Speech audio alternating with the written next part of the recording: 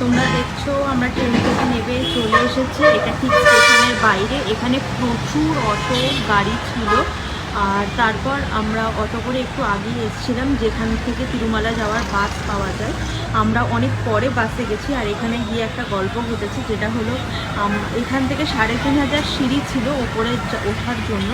আমরা 700 সিঁড়ি, আমি আর আমার বরের কথা বলছি, আমরা 700 সিঁড়ি ওপরে উঠেছিলাম। তারপর এত কাজ দেখা তার জন্য আর বাকিটা আমরা উঠে যেতে পারিনি, আমরা নেবে হেঁটেই গেছি। আর এই হলো মেন তিরুপতি মানে তিরুমালা যাওয়ার যে গেটটা, এটা হলো সেই গেট।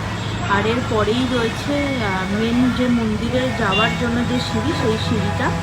তো দেখো আমরা সবাই হেঁটে হেঁটে যাচ্ছি। আর এখানে আসার পরে কিন্তু সবার মন মেজাজ অনেক বেশি ভালো হয়ে গেছিলো। সবার অনেক বেশি আশা ছিল যে কত তাড়াতাড়ি যাব আর গিয়ে আমরা এখানে দেখতে পাবো। তো দেখতে থাকো বাকি ভিডিওগুলো।